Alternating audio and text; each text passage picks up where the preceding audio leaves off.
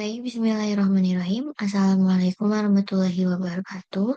Perkenalkan, nama saya Lisa Fani Adriani dengan NIM 102032300004. Nah, pada video kali ini saya akan menjelaskan serta mempresentasikan hasil simulasi yang telah saya kerjakan dan telah saya buat dengan menggunakan software AnyLogic. Nah, berdasarkan juga studi kasus yang telah diberikan. Nah, jadi studi kasusnya ini tuh tentang simulasi inbound gudang pada perusahaan Opsim. Nah, baik kita langsung share screen aja.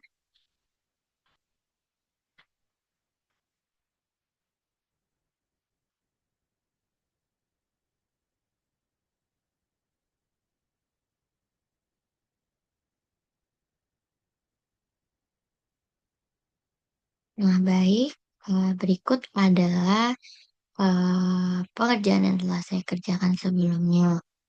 Nah, di sini langsung kita mulai saja ya. Nah, yang pertama-tama di sini saya memiliki layout yang telah saya buat. Nah, yang dimana pertama-tama saya menggunakan wall terlebih dahulu supaya tahu bagaimana batasan-batasan tempat pergudangannya itu. Nah, kemudian di sini terdapat juga forklift parking. Nah, jadi forklift parking ini dia itu buat mendefinisikan nih bagaimana lokasi parkir atau area standby bagi si forklift yang nggak digunain. Jadi tuh pentingnya tuh di sini. Nah, kemudian di sini terdapat pallet rack. Nah, yang dimana bisa dilihat di sini tipenya aku menggunakan tipe Durex. Jadi itu dia tuh dua tingkat. Nah, kemudian number of cells-nya itu define explicitly. Kemudian number of cells-nya 10. Jadi ada 10 posisi penyimpanan pas sepanjang ini. Jadi ini dapat 10 kotak penyimpanan. Number of the position-nya itu satu, kemudian number of levels-nya itu diisi 3. Jadi raknya itu memiliki 3 level. Kemudian level height-nya itu 10. Jadi aku menyesuaikan sama si number of cells-nya. Terus di sini aku juga masukin nih point note-nya. Nah, yang dimana seharusnya palette track-nya ini dia itu apa namanya, bukan horizontal, melainkan dia vertikal. Nah, di sini untuk ukurannya aku sudah yang dijelaskan tadi. Nah, kemudian di sini terdapat pintu masuknya ini. Jadi pintu masuknya, dari pintu masuk aku menambahkan juga point note si paletnya itu. Nah, di sini aku juga nambahin kamera nih. Jadi kameranya ini berfungsi untuk mengatur pandangan 3 dimensi selama simulasinya itu berjalan. Nah, jadi eh, apa kamera ini juga berfungsi untuk bisa lihat visualisasi 3 dimensi yang mau kita tuju nih. Misalnya kita mau ke kerak atau kita juga dari pintu masuk ini. Terus juga bisa juga ke area forkliftnya, ke area sini, ke area forklift parking. Nah, kemudian dari palet palet dari pintu utama ini menuju ke palet trek ini terdapat nih dilihat pada layarnya ada garis-garis yang putus-putus ini merupakan path. Nah, jadi path itu kan garis putus-putus di sini. Jadi dia itu untuk membentuk jalur di mana forkliftnya itu bergerak dari satu titik yang dimaksud adalah dari pintu utama itu ke titik tujuh yang mau kita titikkan itu di sebelah mana. Nah, kebetulan aku sudah bilang dari awal kalau misalnya eh, si palette tracknya ini tuh seharusnya bentuknya vertikal bukan horizontal. Jadi aku buatin eh, lewat sini dari pintu utama, lalu dia belok, kemudian ke arah sini, ada yang ke arah sini, ada juga yang ke arah sini. Jadi dia bertabrakan. Nah, kemudian mungkin itu saja kalau misalnya dari layout.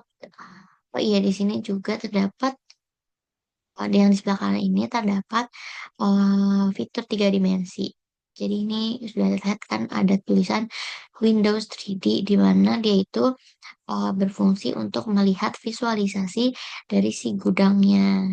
Dari dan juga bisa melihat tuh gimana forkliftnya juga jalan gimana. Intinya ini itu untuk melihat visualisasi tiga dimensi.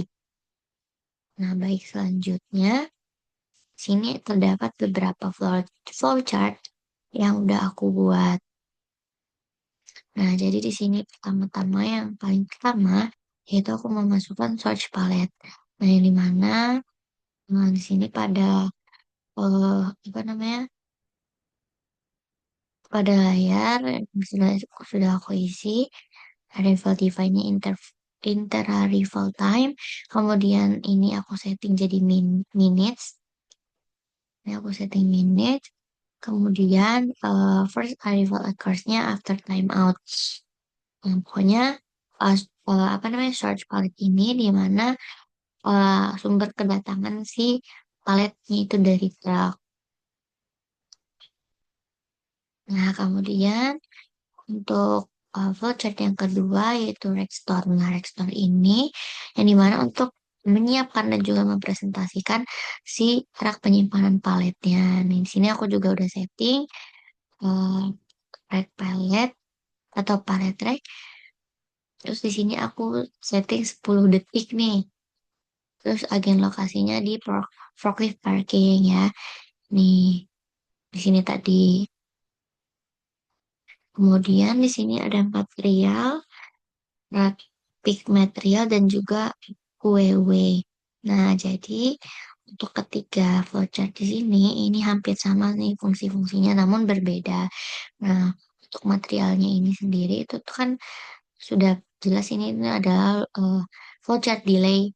Nah, jadi di sini aku sudah setting ya waktunya untuk 15, 20, 30. Di sini aku juga settingnya seconds.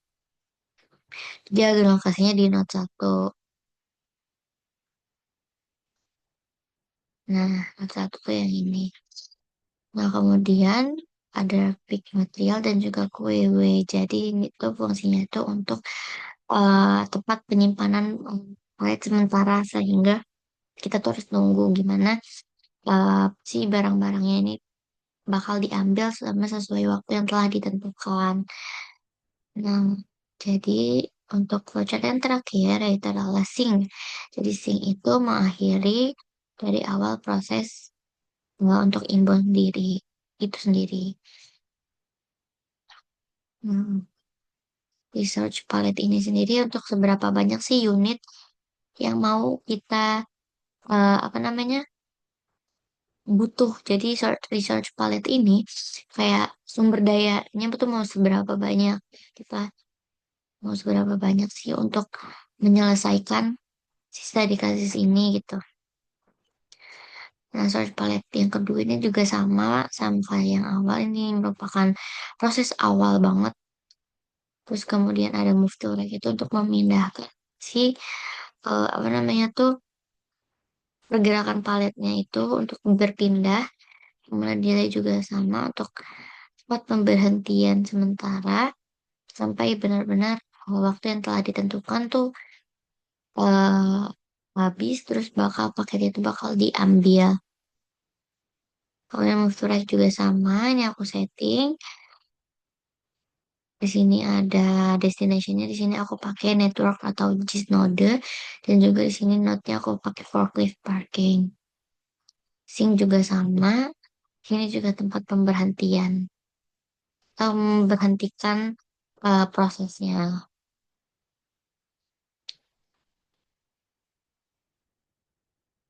Baik, mungkin itu saja yang dapat saya sampaikan.